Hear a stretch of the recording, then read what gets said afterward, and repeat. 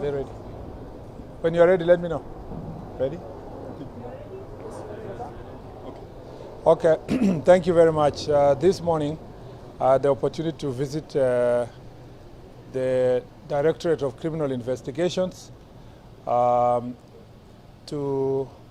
have an engagement with the team that are working here. And I must say that it has been a very fruitful engagement, especially to see that there is a lot of progress that is going on. I want to thank the Inspector General of Police, his deputies, and the director of the Directorate here of Investigations for the work they have done so far, and for the work that has been done to professionalize investigations of crimes in the country. I have had an opportunity to engage the team that works under the DCI, and I've gotten to the bottom of many of the issues that are being handled here. As you very well know, that the National Police Service, through this directorate, is doing a lot of work to keep our country safe. And a lot of work here is to deal with high crimes, you deal with issues of terrorism, narcotics, among others. I am very happy that the teamwork that has been shown here in all agencies within the National Police Service has led to the results that we have in the country. It's very well known that our country is safer than ever before. And that safety is because of the effort that has been done by National Police Service. We may be having challenges in some parts of the country, but a lot of work has been done in the last few years to make sure that we keep our country safe. I am also happy that I visited the forensic lab. This is a very important strategic facility, one of its own kind in the region, and it's contributing immensely to the use of science and technology to make sure that crimes are detected and criminals are apprehended. Through this lab, we believe that we are going to leverage on technology to make sure that we protect our country and keep our people safe. So as a result of my visit today, we have agreed that the work of equipping this laboratory must go on. In the next budget, we are working with the National Treasury and Parliament to make sure that the full operationalization of this laboratory is achieved. We are also working with the universities and colleges to continuously train new experts. And we are in discussion with the National Police Service Commission to see how we can be able to retain the experts, because there is a very huge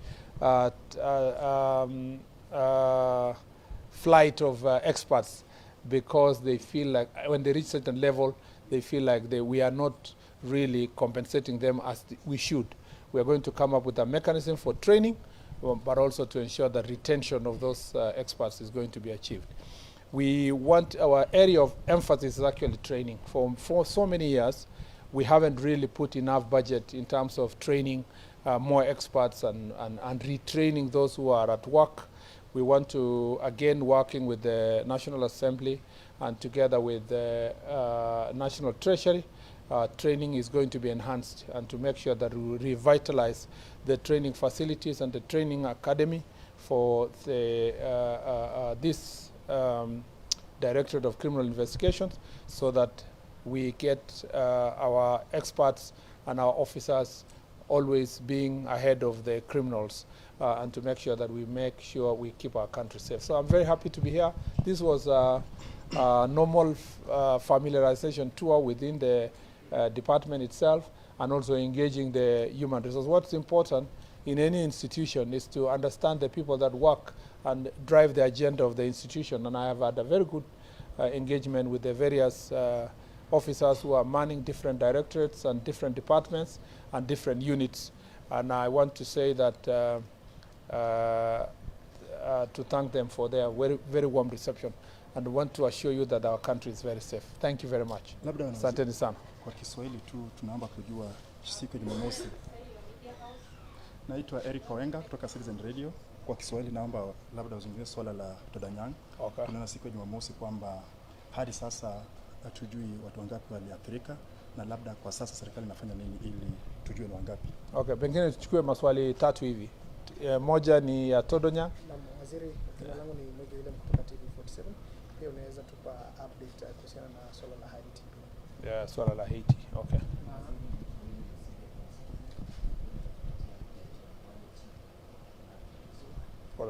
Thank you. I think we handled the three. No. Yeah. The Standard. Yeah, yesterday, the National Assembly Majority Leader,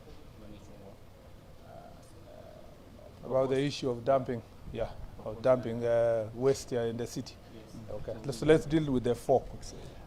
Ya kwanza wacha niseme ya kwamba nimekuja hapa kuhakikisha kwamba kikazi kuangalia kazi ambayo inaendelea hapa katika DCI offices na kuangalia hii is laboratory sana ama mahabara ya Kiswahili imepotea. So kuangalia mahabara hapa ambayo inasaidia kuhakikisha tunapambana na majangili na wakora, na ninawashukuru maafisa wote ambao wamenikaribisha hapa kuhakikisha kwamba tunasaidiana na kufanya kazi pamoja kupeleka nchi yetu mbele. Napongeza idara hii ya DCI kwa kazi ambayo wanaendelea kufanya, na pia ninataka kuhakikishia Wakenya kwamba tunaendelea katika ile mpango rais aliweka ya kuhakikisha kwamba tunapata equipment ya kisasa yenye itatusaidia kupambana na mambo ya crimes katika nchi yetu. Kwa maswali ambayo imeulizwa, kwanza ni shida ambayo ilitupata pale Todonyang. Ningependa kwanza kusema ya kwamba tunaendelea kuambia pole mafamilia ambao hawajapata ndugu na dada zao kwa wakati huu, kwa sababu ya ile kazi inaendelea kuwatafuta penye walipo. Wakenya wengi sana pengine hawajui Todonyang nini inaendelea huko, na watu wachache sana wamewahi kusafiri kwenda huko. Kwa miaka 14 hivi nilipofika Todonyang niliambiwa kwa miaka 14 iliyopita waziri wa mwisho kuwa katika Todonyang ilikuwa mwaka 14 iliyopita. Na kwa hivyo kwa mara ya kwanza kwa miaka 14 walikuwa wanaona kiongozi wa serikali katika level ya waziri kuwatembelea, na nilisikiza mambo yao. Todonyang ni border area ambayo ni ya maana sana katika taifa letu, na ningependa kusema ya kwamba ile uhusiano ya wananchi kutoka Merile, Dasnach kwa upande wa Ethiopia na ya Kenya imekuwa ni vizuri, kwa sababu ni watu wanajuana pamoja, wanafanya kazi pamoja. Kuna biashara 3 inaendelea katika kona hiyo. Ya kwanza ni biashara ama ile hali ya uchumi ya mambo ya uvuvi. Hiyo uvuvi Lake Turkana ni ya maana sana katika uchumi ya sehemu hiyo, na unaona kwamba wananchi kutoka Ethiopia na Kenya wanashirikiana wakivuka upande ule na kuvuka upande huu mwingine bila kisuizi chochote. Na ya pili ni kwamba biashara inaendelea huko ni ya livestock, mambo ya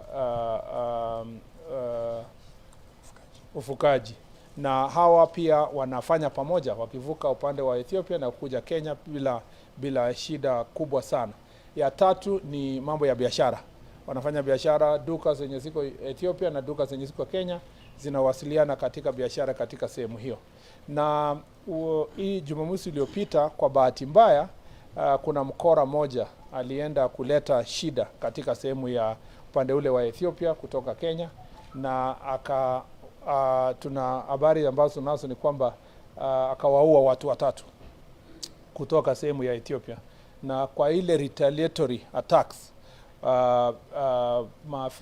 inasemekana kwamba Wakenya wakavamiwa katika upande wa Ethiopia kwa lake yenyewe ya Lake Turkana, na kwa sababu ya hiyo hatujajua kwamba walivamiwa, wangapi waliumia, nini ilifanyika, lakini inakusudiwa kwamba kutokana na ile idadi ya watu ambao wamepotea ama familia zao wanasema hawajawaona, tuna zaidi ya watu 20.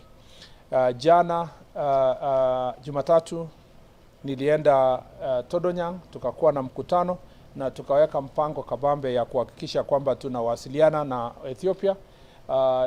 Tuesday niliporudi hapa Nairobi, hiyo ni juzi, tulikuja kufanya mambo ya diplomasia ya kuongelesha serikali ya Ethiopia kutusaidia, na kwa sababu ya hiyo kazi hiyo Jumanne usiku timu yenye niliwacha Todonyang iliweza kukutana na serikali ndogo ya upande wa Ethiopia na kukubaliana jana watafanya ile msako. Walifanya msako jana kutoka saa 8 afternoon, na kama vile niliandika katika taarifa kwa media houses ni kwamba miili 2 ilipatikana na postmortem imefanywa na burial imefanyika kwa wale hao wawili ambao miili zao zilipatikana.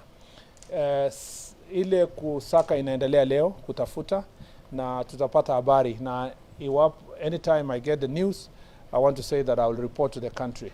So I want to confirm that so far thanks to the government efforts, diplomatic efforts, and the team that I set up in Todonyang, plus the team that comes from Ethiopian government, and going through a whole government approach, we've been able to speak to the Ethiopian government, and we're working together.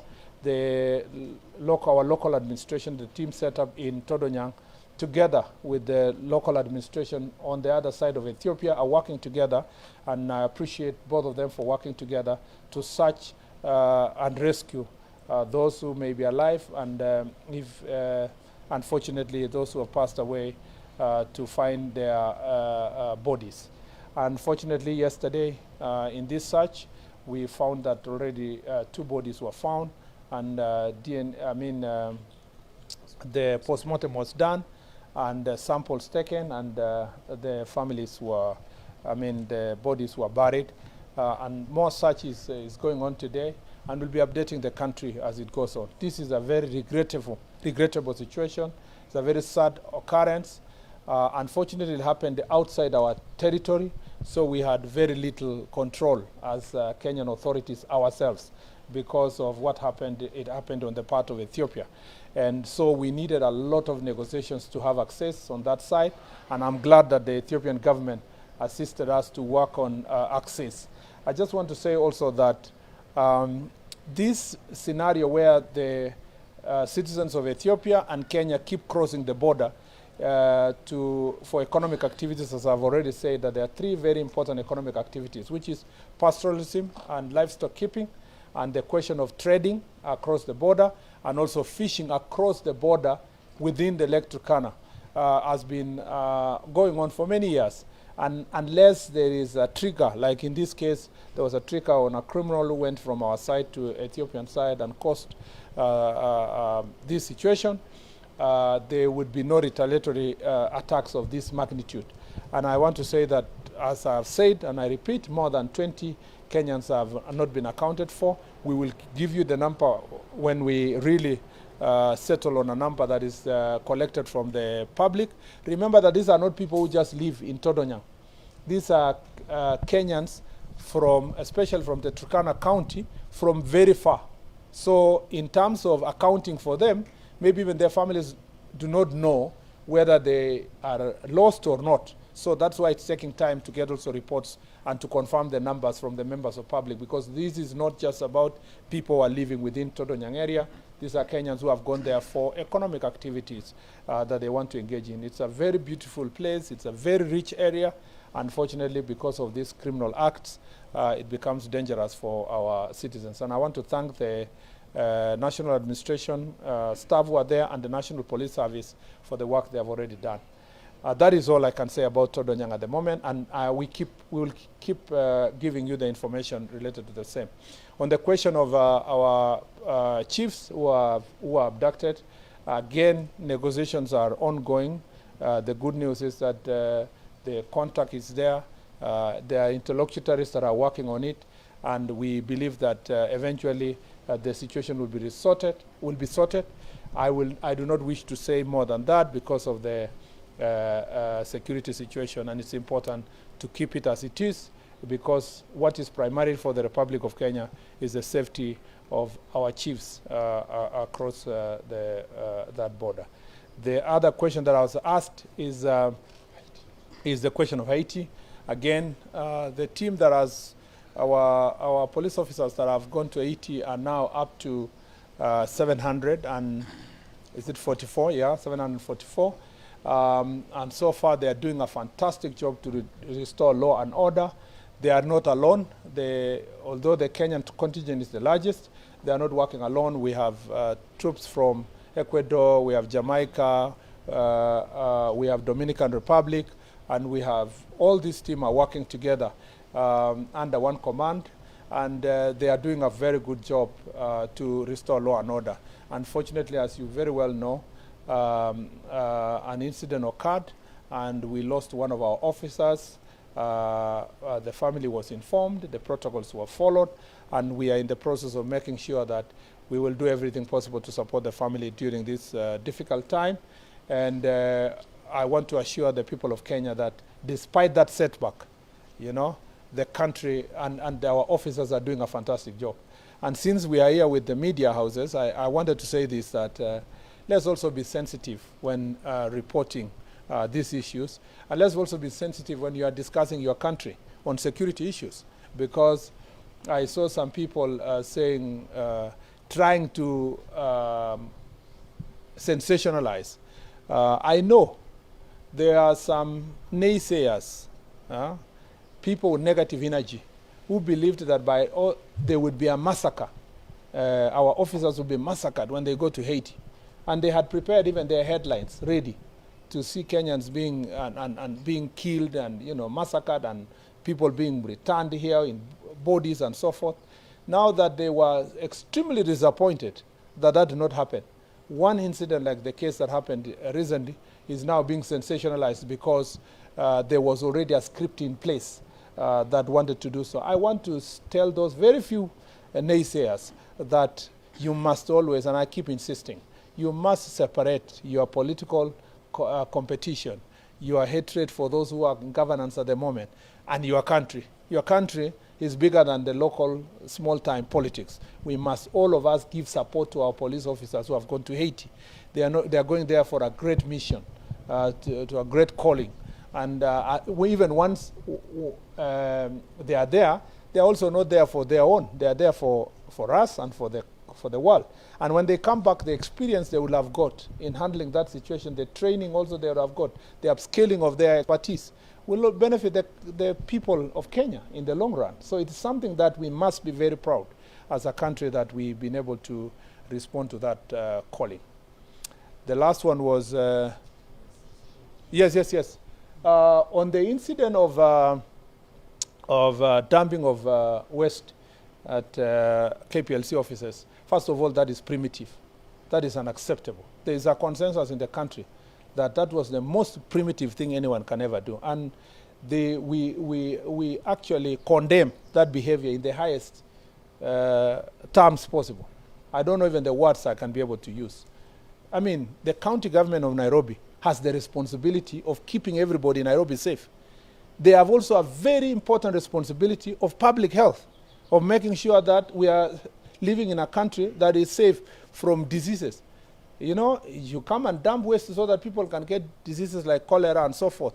That was totally uncouth. It's uncalled for. It is unacceptable. And from day one, the National Police Service responded. Responded from the very day one. Perhaps we did not do the publicity as it should be, but at a very highest level, there was a report that was made by from the KPLC. That report led to arrest of some of the officers from this Nairobi for questioning, and also the lorries, some of the lorries have been detained in the police station and so forth. We're going to be giving that information.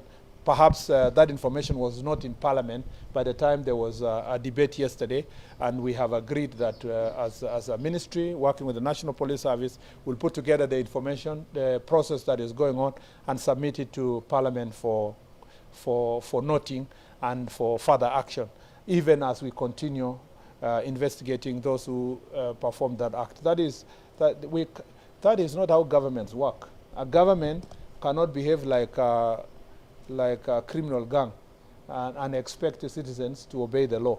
That should never happen, and we regret that it happened.